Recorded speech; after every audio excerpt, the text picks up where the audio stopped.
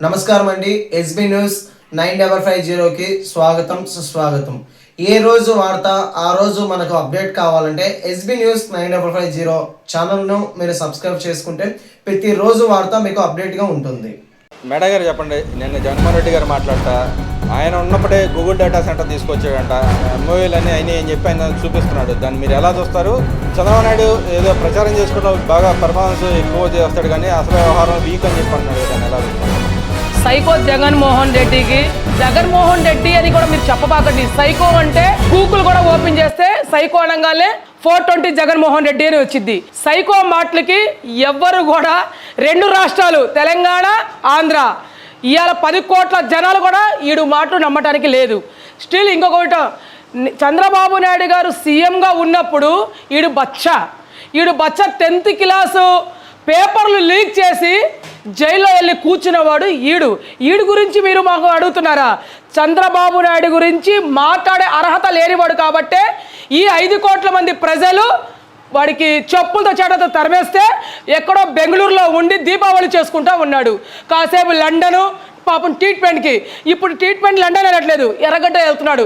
ఎందుకంటే అక్కడ దూరం అయిపోయిందని వాడికి కూడా పొద్దుగుకులు కోర్టు ఆదేశాలు పంపించలేదు కాబట్టి ఇలా బెంగళూరులో ఉండి దీపావళి చేసుకునే వాడివి నువ్వు మాట్లాడుతున్నావు ఆంధ్ర రాష్ట్రం ఇలా నారా చంద్రబాబు నాయుడు గురించి. నీకు మాట్లాడే అర్హత ఎక్కడుంది? సైకో జగన్మోహన్ రెడ్డి సైకో మాట్లాడటానికి ఇలా తెలంగాణ ప్రజలకి వెళ్ళి తెలంగాణలో చంద్రబాబు నాయుడు గారు అంటే ఏంటనేది వాళ్ళకి అడగమని చెప్పండి. ఈడెక్కడో కూర్చొని బెంగళూరులో కూర్చొని వీకో ఫాస్టో నీకు చూపించారుగా. ఎంత వీక్ ఉన్నాడో మనిషి. 75 సంవత్సరాలు ఉన్నా కూడా ఆ వీక్ తనం ఏంటనేది నీకు కనబడతానే ఉందిగా. ఇలా నీకు 11 సీట్లకి పంపించినా కూడా నీకు సిగ్గు రావట్లేదా సైకో జగన్మోహన్ రెడ్డి? ఇదే మాట నువ్వు దమ్మున్నవాడైతే తెలంగాణలో వెళ్ళి ప్రెస్ మీట్ పెట్టి నువ్వు మాట్లాడు ఈ రాష్ట్ర ముఖ్యమంత్రి వాళ్ళ గురించి, నారా చంద్రబాబు నాయుడు గురించి. ఎందుకంటే నీకు చెప్పుతో కొడతారు వాళ్ళు. ఇవాళ సాఫ్ట్వేర్ ఉద్యోగస్తులు కానివ్వండి, ఇవాళ మొత్తం నేషనల్ ఇవాళ మా పిల్లలు కూడా విదేశాల్లో ఉన్నారన్న కూడా ఇలా నారా చంద్రబాబు నాయుడు గారు రేపు రాబోయే 50 సంవత్సరాలకి ఏం జరిగిద్దనేది కూడా ఆయన కనిపెట్టే నాయకుడు, ఏకైక ముఖ్యమంత్రి నారా చంద్రబాబు నాయుడు గారు. నీకేం తెలుసురా బచ్చా? నీ చేతగానే వాడివి బచ్చా మాటలు మాట్లాడుతూ ఉంటావు. నీకేందో ఎవరో రాసిస్తూ ఉంటారు పేపర్లు, ఆ పేపర్ మీద రాసిచ్చి నువ్వు మాట్లాడుతూ ఉంటావు. నీతో మాట్లాడటానికి నీకు చంద్రబాబు నాయుడు అవసరం లేదు, మాలాంటి కార్యకర్తలతో నువ్వు మాట్లాడు చాలు. ఆయన దాకా ఎందుకు నీకు ఆయన దాకా వెళ్ళకుండా అవకాశం లేకుంటే మేము నీకు తరవేశాం, నీకు సిగ్గు రావట్లేదని అడుగుతున్నాము. అంటే ఇక్కడ ఆయన ఇంకో మాట కూడా అంటున్నాడు, మా టైంలో తెచ్చింది కూడా వీళ్ళు క్రెడిట్ తీసుకోవటం అయింది అనేది మాట్లాడుతున్నాడు కదా. మేమే గూగుల్ డేటా సెంటర్ అప్పుడు ఏదైతే ఒప్పందం చేసుకున్నా ఈయన ఏదో ఇప్పుడు కొత్తగా చేసినట్టు ఏదో తెచ్చినట్టు బాగా బిల్డప్ ఇస్తున్నారు వాళ్ళ నాయకులు కానీ వాళ్ళు కానీ, అదే విచిత్రంగా ఉందని చెప్పి అంటున్నాడు. ఇవాళ గూగుల్ అంటే ఏంటో తెలియదు. గూగుల్ అని స్పష్టంగా మాట్లాడమని చెప్పండి. ఆ గూగుల్ పేరు చెప్తే తెలిసిద్దేమో. గూగుల్ అంటే తెలియని వాడికి గూగుల్ తెచ్చారంటే, కానీ ఈడు తెచ్చిన పథకాలు మాత్రం చంద్రబాబు నాయుడు తయారు. ఎందుకంటే డ్రగ్స్ మాఫియా అనేది బాబు గారికి అంటా లేదు, గంజాయి అనేది ఆయనకి తెలియదు. ఈయన 420 అంటే ఇలా ఎక్కడ భూ కబ్జా చేయాలంటే ఈయనే. అవన్నీ కూడా బాబు గారికి లేదు. కరెక్టే మాట్లాడాడు. ఎందుకంటే మేమన్నీ తెచ్చినవన్నీ కూడా వీళ్ళు చెప్పుకుంటారంటే మీరు తెచ్చింది మేమేం చెప్పుకోవట్లేదు. మీరు తెచ్చుకుందే ప్రజలు మీకు పక్కన పెట్టేశారు. అది బాబు గారే కాదు, మాలాంటి కార్యకర్తలు కూడా మీ గురించి చెప్పుకోము. ఎందుకంటే ప్రజలు అవకాశం ఇచ్చేసి మీకు 151 సీట్ ఇచ్చి గెలిపించి పంపిస్తే ఈ అన్నిటికీ మీరు పాల్పడిన వాళ్ళు కాబట్టే మీకు పక్కన తరవేశారు. ప్రజలే కాదు, ఇలా కార్యకర్తలే కాదు, ప్రజలు కూడా మీకు నమ్మటానికి లేదు. మీ మాటలు కాదు, మీరు వచ్చి మీకు ఎన్నోసార్లు చెప్తున్నాము. ఈ 15 నెలలు పార్టీ గెలిచిన కానీ చెప్తున్నాం.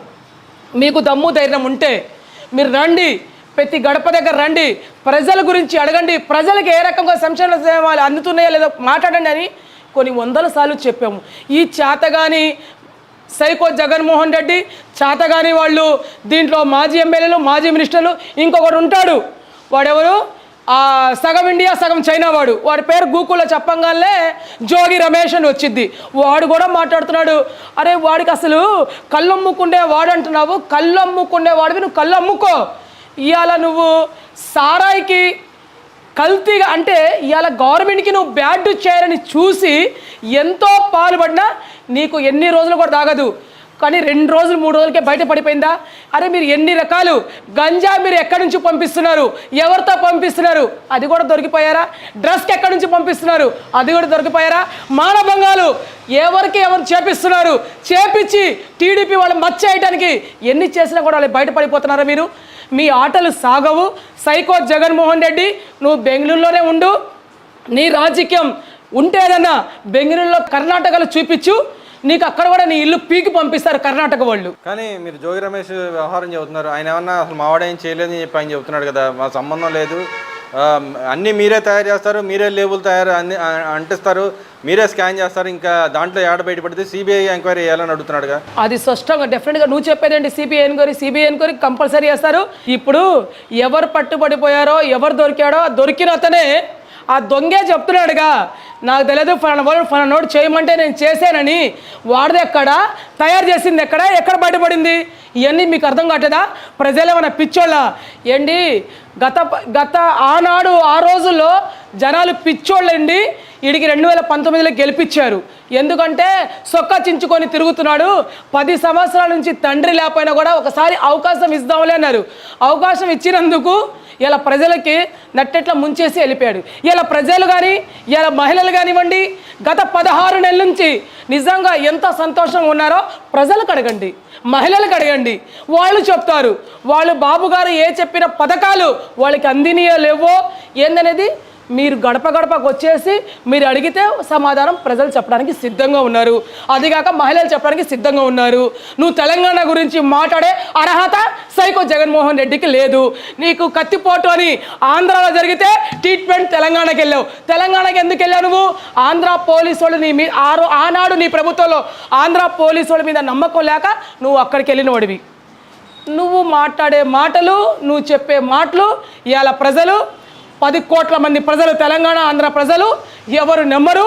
నీకు కక్కిరిచ్చి వస్తున్నారు. ఎందుకంటే తల్లికి చెల్లికి కూడా కోర్టుకి లాగినవాడు, డబ్బు కోసం ప్రాణం తీసేవాడివి, నువ్వు రక్త చరిత్ర గలవాడివి. కాబట్టి ఇవాళ నీ చెల్లిని మీద కంప్లైంట్ పెట్టింది, నీ కన్నా తల్లిని మీద కంప్లైంట్ పెట్టింది, ఇవాళ నీ కుటుంబం నీ మీద కంప్లైంట్ పెడుతున్నాడంటే నీ బతికెందుకు? నీళ్లు లేని బాయిలో పడి నువ్వు సావని సైకో జగన్మోహన్ రెడ్డికి చెప్తున్నా. ఆయన ఇంకో మాట కూడా అంటున్నాడు, ఏదైతే సంక్షేమ పథకాలు మేము ఉన్నప్పుడు చేసాం, అటుపక్క హెల్త్కి సంబంధించిన ఏదైతే ఉన్నాయో మెడికల్ కాలేజ్ మేము ఉండగా అన్ని డెవలప్ చేసాం, ఈ గవర్నమెంట్ పీపీపీ విధానంలో ప్రైవేట్ వాళ్ళకి అమ్ముకుంటుంది, మేము దాని మీద 1 కోటి సంతకాలు సేకరణ చేస్తున్నాం అని చెప్పి అంటున్నాడు. నిజంగానే ఆ పరిస్థితి ఉందంటారు రాష్ట్రంలో? 1 కోటి సంతకాలు లేవు, 10 కోట్ల సంతకాలు పెట్టించుకోమని చెప్పండి. ఈ 1 కోటి సంతకాలకి ప్రజలు వాడి మాటలు నమ్మటానికి లేదు, సైకో మాటలు. ఎందుకంటే ఇవాళ నువ్వు మెడికల్ గురించి నువ్వు మాట్లాడుతున్నావు, మెడికల్లో సీట్లు ఎక్కడ ఇచ్చారు, మెడికల్ కాలేజీలు ఎక్కడ కట్టారనేది చూపించమని స్వయంగా చెప్తున్నావు. రెండోది ఆరోగ్యశ్రీ గత ప్రభుత్వంలో 1000 కోట్లు బకాయి అట్లానే ఉందని ఇవాళ డాక్టర్స్ అంతా కూడా అల్లాడిపోతున్నారు. దాని గురించి ఒక కమిటీ వేసి నారా చంద్రబాబు నాయుడు గారు మాట్లాడుతున్నారు. నువ్వు ఆనాడు దుల్హన్ పథకం చెప్పాడు, ఏమైనా ఇచ్చాడా? ఏందేందో చెప్పాడు. ఒక్కడు కూడా మైనారిటీ లోన్లు అన్నాడు. కనీసం ఒక మైనారిటీ బిడ్డ కన్నా ఒక చిన్న కొట్టు, బడ్డీ కొట్టు బతకటానికైనా కూడా 2 లక్షలు 3 లక్షలు వచ్చేవి. ఏమైనా ఇచ్చావా? మాటలకి కోటలకి చాలా తేడా ఉంది సైకో జగన్మోహన్ రెడ్డి. నీ మాటలు నీళ్ళ మూటలు, అందుకని నీకు నీళ్ళలో మూటలు కట్టేసి ప్రజలు పంపించేశారు.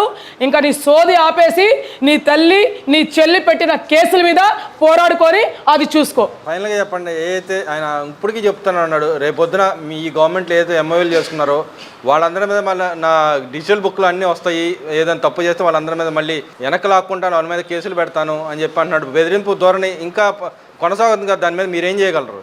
నీ బెదిరింపు కాళ్ళకి, నీ ఉడత ఊపులకి భయపడటానికి ఇక్కడ కార్యకర్తలు కానివ్వండి, నాయకులు కానివ్వండి, ఈ ప్రభుత్వంలో ఉన్న పోలీస్ వారు కూడా వాళ్ళ కాకి షర్టు మీద ఇట్లా చేయి పెడతానికి కూడా నువ్వు అర్హత లేనివాడివి.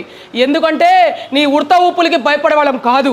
నీ ఉడత ఊపుడికి భయపడే వాళ్ళమైతే నువ్వు మా మీద కార్యకర్తల మీద ఎన్ని ఇబ్బందులు పెట్టి ఎన్ని కేసులు పెట్టినా కూడా, ఎంత ఏ రకంగా చేసినా కూడా నిన్ను బంగాళాఖాతంలో కలిపావా లేదనేది నువ్వు ఆలోచించుకో. కాకి షర్ట్ వాళ్ళంటే పోలీసు వాళ్ళకి నువ్వు బెదిరించేసి నువ్వు ఎక్కడో ఉండాలనుకుంటావు. పోలీసు వాడు నీకు 100 సార్లు మొన్న కూడా చెప్పాను, నీకు పోలీసు వాడు నీకు నీలాగా 420 వాళ్ళలాగా చేసి వాళ్ళ ఉద్యోగాలు రాలేదు. వాళ్ళు ఉన్నత స్థాయిలో చదువుకొని లక్షలు ఖర్చు పెట్టుకొని వాళ్ళ ప్రాణాలు చేతిలో పెట్టుకొని ఇలా ఉద్యోగాలు చేస్తున్నారు. ఆ ఉద్యోగాలు ఇవాళ వాళ్ళు ధైర్యంగా చెప్తున్నారు. నారా చంద్రబాబు నాయుడు గారు ఉంటే మాకు నిజంగా ధైర్యం. గత ప్రభుత్వంలో మేము ఎంత ఇబ్బంది పడ్డామో మేము చెప్పలేను. అంటే కొంతమంది పోలీసు వాళ్ళ పేర్లు మేము చెప్పము. వాళ్ళు ఎంత బాధపడి అదే పోలీసు వాళ్ళు ఇదే గవర్నమెంట్ ఎంప్లాయీస్ వాళ్ళు 80% ఓటింగ్ వేసింది వాళ్ళే అని నీకు తెలుసు కాబట్టే నువ్వు వాళ్ళ మీద కక్ష తీర్చుకుంటానికి పోలీసు వాళ్ళ పేర్లు తీస్తున్నావు. పోలీస్ వాళ్ళ ఎంట్రీకి కూడా నువ్వు పీకలేవు. సైకో జగన్మోహన్ రెడ్డి పక్కనకి వెళ్ళిపో నువ్వు. కానీ గవర్నమెంట్ ఎంప్లాయీని మోసం చేసి సైకో ఆనందం పొందుతున్నాడు చంద్రబాబు నాయుడు. వాళ్ళకి డిఏ ఇస్తున్నాడు, ఏం ఇవ్వాలని చెప్పి అన్నాడుగా. సైకో ఆనందం ఎవరు పొందారనేది గత 5 సంవత్సరాల్లో ప్రజలు చూశారు. టీచర్లు చదువు అని ఒక టీచర్ గురువు అంటే అమ్మ తర్వాత ఒక దేవుడితో సమానంగా చూసేవాళ్ళం మనం. ఆ గురువుకి తీసుకెళ్ళి ఆ టీచర్కి తీసుకెళ్ళి బెల్ట్ షాపుల దగ్గర మద్యం దగ్గర అంటే బ్రాందీ షాపుల దగ్గర నుంచోబెట్టిన వాడివి నువ్వు మాట్లాడుతున్నావు గవర్నమెంట్ ఎంప్లాయీస్ గురించి. నీకు గవర్నమెంట్ ఎంప్లాయీస్ గురించి మాట్లాడే అర్హత ఎక్కడుంది సైకో జగన్మోహన్ రెడ్డి? మీకు ఒకటే హెచ్చరిస్తున్నాము, నీకు దమ్ము ధైర్యం ఉంటే నువ్వు ప్రజల్లో రా. నువ్వు ఇక్కడ నుండి ప్రెస్ మీట్లు కాదు. నువ్వు నిజమైన నాయకత్వం నీ దగ్గర ఉంటే ప్రజల్లోకి వచ్చి గడప గడపకి తిరుగు. ఇవాళ ఎక్కడన్నా నీ నాయకులకు కానీ నీ కార్యకర్తలకు కానీ నిన్ను కానీ ఈ గవర్నమెంట్ కానీ ఎక్కడన్నా ఆపుతుందా? ఈ పోలీసు వాళ్ళు నీకు అడ్డం పడుతున్నారా? ఎందుకంటే సొయలేని వాడు సప్ప పడిపోయిన వాడికి ఎన్నిసార్లు చంపుతావు? చచ్చిపోయి ఉన్నాడు వాడు. చచ్చిపోయిన శవానికి మళ్ళీ కొట్టి చంపే అవసరం లేదని బాబు గారు పక్కన పెట్టేశారు. అందుకని నీకు ఎవరు ముట్టుకోరు, నీకు ఎవరు కూడా అంటుకోరు. నీకు అంటుకుంటే చేతులకి మట్టి తగిలిద్దని చెప్పేసి నీకు పక్కన పెట్టేశారు. అది ముందు చూసుకో. ముందు హైకోర్టు కంట నీకు నోటీసులు వచ్చినాయి. నీ చెల్లి నీ తల్లి పంపించిన నోటీసులు అది కాపాడుకో.